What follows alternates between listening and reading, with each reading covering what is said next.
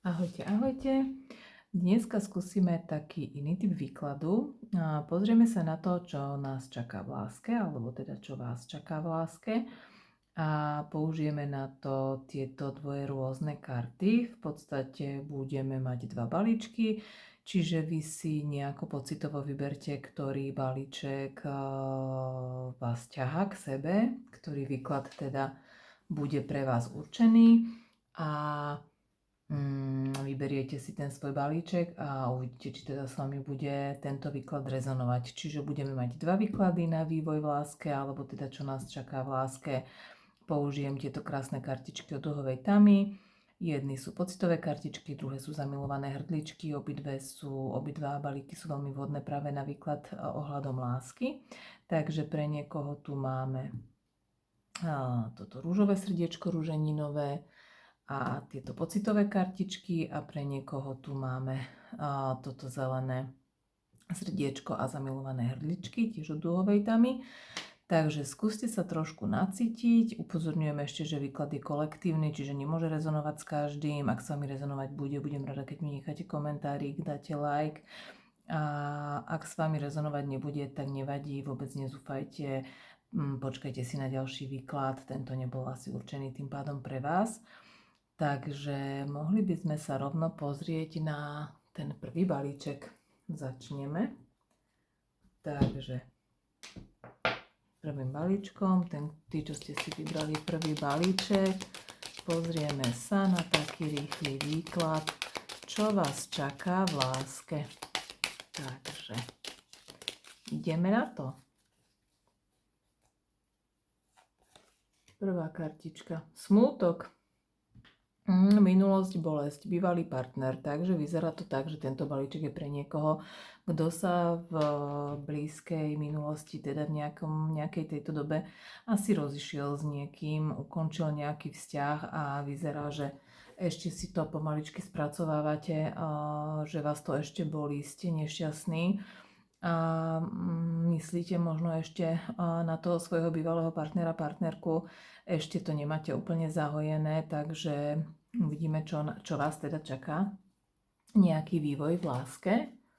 Ničemu nevierim. Potlačená zloba, špatné skúsenosti. Čiže vyzerá to tak, že vlastne ten vzťah, ktorý ste momentálne ukončili, alebo teda prednedávnom, tak asi vo vás zanechal nejaké zlé pocity,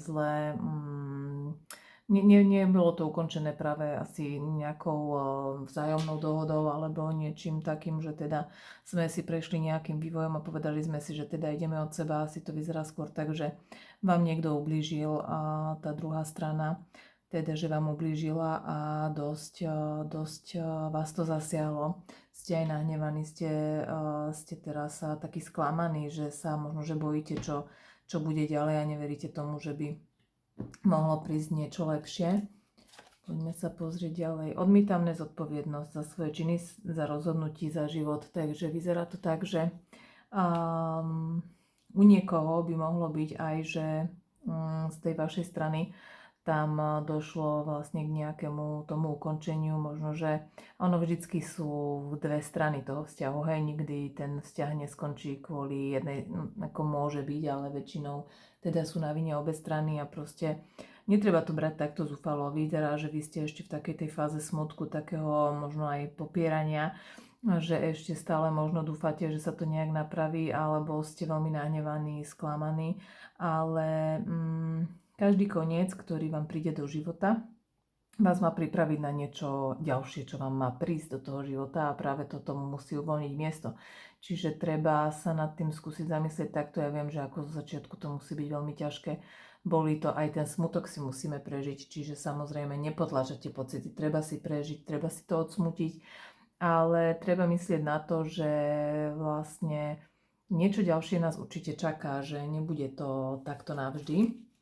Ďalšia kartička je stabilný život, istota, láska, sila, stabilita. Čiže vy túžite po tej stabilite, túžite sa usadiť, túžite byť s niekým. Aj napriek tomu, že sa momentálne cítite takto, tak to, čo vás naplní, bude práve tá stabilita, istota, láska. Čiže vyzerá to tak, že už sa vám aj možno niekde niečo chystá, len treba sa tomu otvoriť, treba si odsmutiť svoje a uzavrieť túto kapitolu, aby sme mohli prijať to, čo nám má prísť v najbližšej dobe. Skrytá láska, u niekoho to vyzerá, že už tu má aj nejakého tajného ctiteľa, tajnú ctiteľku, alebo niekoho, s kým možno už sa aj niečo nejako začína riešiť, ale zatiaľ je to teda v takej fáze skrytej, neviem to inak povedať, ale skôr mi to príde, že vy ste ešte teraz v takom štádiu, že veľmi nad tým nerozmýšľate, ale je tu niekto, kto už na vás pozerá, kto už si vás nejako manifestuje a možno, že dúfa, že sa čoskoro dáte dokopy, aby ste sa otvorili tomu, čo môže prísť. Snažím sa to pochopiť, hľadám odpovedi karty terapie, vieřím. To je taká kartička o tom, že fakt naozaj sa snažíte sa dať dokopy, že proste vy ešte potrebujete takéto nejaké liečenie si prejsť, uzavrieť túto kapitolu, kým vlastne sa otvoríte tomu, čo tu prichádza. Čiže vy zatiaľ toho, ak aj tam ten ctiteľ je ctiteľka, tak vy ho zatiaľ nevidíte, nevnímate ho, lebo ani nechcete momentálne.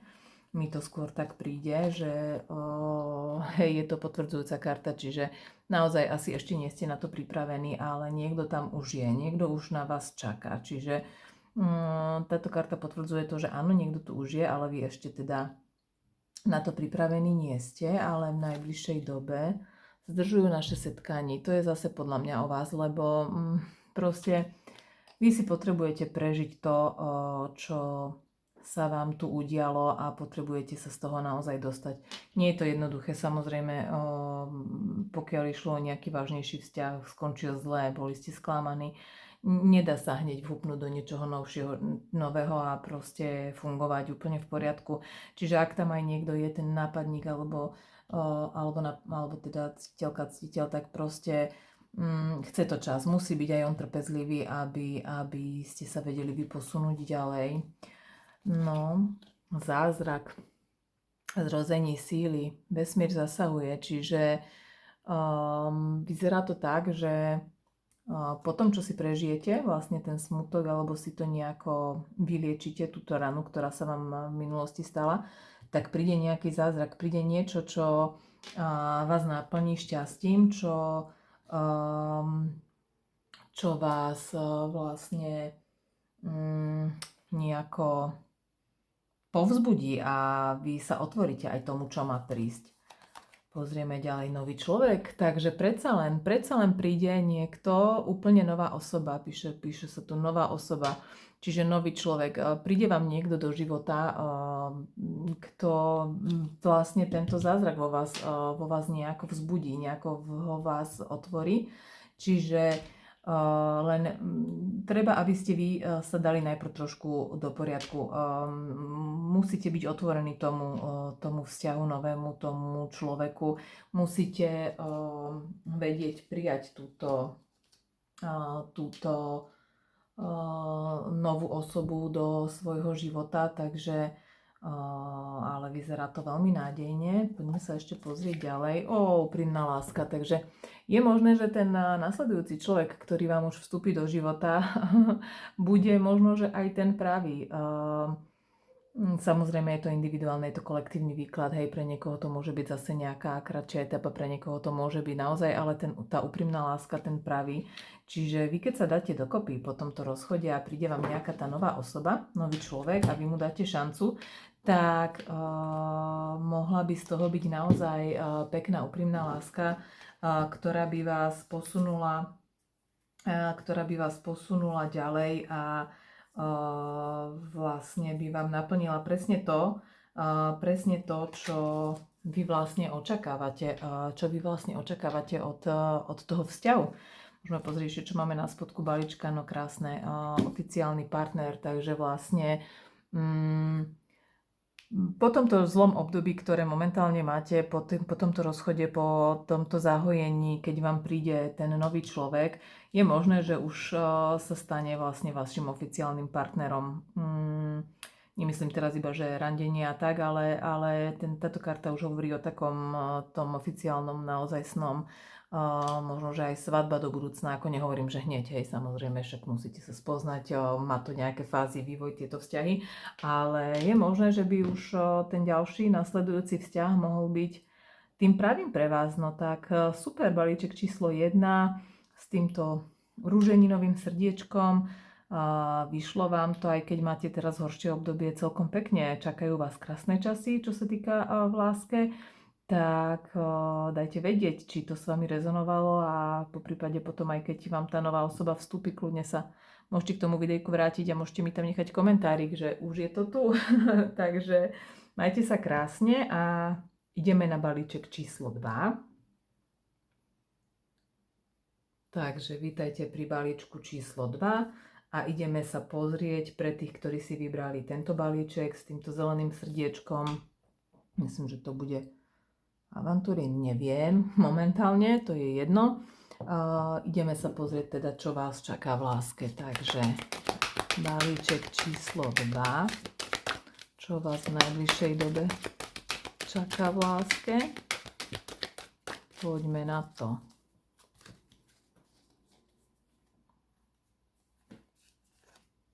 Takže utíkam pred pravdou, strach ze změny, dohaní mne to. Fíha. Takže niekto momentálne nejak uteká pred pravdou. Neviem, budeme musieť pozrieť ďalej, aké máme karty, lebo toto mi príde, že niekto sa bojí urobiť nejakú zmenu. Či už ste dlho sami a bojíte sa ísť nejako do vzťahu, lebo ste mali v minulosti nejaké zlé skúsenosti, alebo ste práve v nejakom vzťahu a bojíte sa z neho ísť von, lebo to vyzerá, že ten vzťah, ak v nejakom ste, nie je práve najlepší a možno, že sa bojíte urobiť ten krok preč z tohto vzťahu, že možno sa bojíte tej zmeny, ako by ste to sami zvládli, ale poďme sa pozrieť ďalej, čo tu máme. Fíha, moje srdiečko horí láskou, touhou, životom. Čiže tento vývoj, keď sa pýtame na vývoj vo vzťahoch, alebo v láske, tak vyzerá, že vám prichádza do života, alebo už aj možno prežívate niečo, čo je veľmi silné. Táto karta hovorí aj veľa o vášni, čiže vyzerá to tak, že možno, že vy sa aj bojíte ísť do toho niečoho, lebo je to príliš intenzívne, že možno, že už prežívate nejakú lásku alebo nejaké randenie s niekým, s kým je to veľmi, veľmi, ako by som povedala, energeticky nabité, že vlastne je tam obrovská vášeň medzi vami a možno, že sa toho aj trošku bojíte, že či je to ozajstné, či to nie je len o tej príťažlivosti, či je to naozaj taká reálna láska, alebo je to iba nejaká túžba. Čiže niečo sa tam už u vás deje. Hroutí sa ilúze, fíha. Takže tuto nám to hovorí presne o tom, že niečo, čo nestojí na pevných základoch, tak musí byť zrútené, aby sa to zmenilo. Neznamená to, že teraz sa budete rozchádzať, ale niečo sa vám tu, aj keď táto karta, tam je ten strach, tu je síce tá vášeň, ale tuto vyzerá mi to na taký skôr toxickejší vzťah, možno, že tam je obrovská vášeň, ale sú tam medzi vami nejaké konflikty, niečo tam nie je v poriadku, čo sami cítite a hrúcajú sa vám ilúzie o tom vzťahu a možno, že si hovoríte, že proste musí sa to zmeniť, aby to mohlo fungovať, alebo z toho možno ísť aj von, takže neviem, pozrieme sa ďalej, aký teda tam vyzerá byť ten vývoj. Aha, zapadlo to moment, cvak, došlo mne to, takže najednou to chápu. No, tak vyzerá to naozaj tak, že niekto má teda ten balíček číslo 2, že máte asi nejaký vzťah, ktorý nie je úplne ideálny. Asi je dosť burlivý. Áno, môže tam byť obrovská vášeň, obrovská príťažlivosť, ale pokiaľ vám to má spôsobovať viacej negatívneho alebo smútku ako toho pozitívneho, tak naozaj sa treba nad tým zamyslieť a zvážiť si to, že či toto je to, čo vlastne chcete do budúcna žiť. Ono, tá láska, pravá láska vlastne nemá byť taká, že ste raz hore, raz dole. Ono by to mohlo byť také plynulé, pekné, príjemné. Samozrejme, každý sa poháda. Ale pokiaľ je to niečo, čo sa vám rúca, alebo čo by sa malo zrútiť, aby ste sa mohli pohnúť ďalej, tak to väčšinou nie je to úplne pravé. Takže poďme ešte pozrieť ďalej. Sem loutka. No tak vyzerá to tu na nejakú toxickú osobu, naozaj na nejakého manipulátora, že niekto s vami nejako manipuluje a vy ako keby tu ste to už pochopili, že ten človek, s ktorým momentálne ste, tak nie je to práve pre vás, že nespôsobuje vám tú radosť, nedostávate to od tej osoby, čo potrebujete, že skôr vás nejako manipuluje do toho, čo chce on alebo ona, ale nie je to, nedáva vám to, čo by ste vy potrebovali a nepríde mi to také vyrovnané. Neviem, setkání. Táto karta hovorí o tom, že vlastne vôbec mi to nepríde k tomuto vzťahu, o ktorom sa tu bavíme. Príde mi to skôr o tom, že by vám mal prísť do cesty niekto nový. Niekto, s kým by to mohlo byť takéto krásne. Čiže možno treba mať aj trošku oči otvorené a v prípade, že teda tu ste mali ten aha moment, že ste pochopili, že tento vzťah, ktorý momentálne si žijete, potrebuje spadnúť, aby presne otvoril cestu niečomu ďalšiemu, tak je to presne tomuto. Presne tomuto stretnutiu s nejakou ďalšou osobou. No, nevychádza nám to tu práve najlepšie, tieto vývoje, ale v podstate podobné ako prvý balíček, ale vyzerá, že ten vývoj do budúcna vlastne s tou novou osobou by mal byť práve krásny.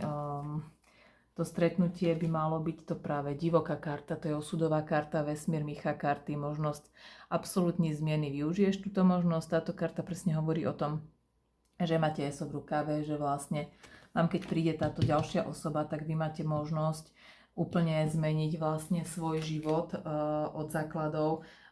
Vlastne vy si, ako by som to povedala, môžete si začať žiť to presne, po čom tak veľmi túžite. Že nie je to toto, čo momentálne sa vám rúca, alebo z čoho sa potrebujete dostať von, ale práve by to malo byť v tom ďalšom nejakom vzťahu. No, dostávaš to, po čom toužíš, presne. Presne toto je to stretnutie, ktoré príde, je to láska. Divoká karta, dostávaš presne to, po čom túžiš, čiže vy vlastne v tom následujúcom vzťahu alebo v tom následujúcom stretnutí s niekým, lebo nepríde mi, že tento vzťah by sa mal nejako transformovať, skôr mi to príde, že by mal spadnúť, tak by ste mohli zažívať práve tú pravú lásku, takú tú krásnu, také niečo, čo vám bude, ako by som povedala, robiť dobre, čo vás bude naplňať, budete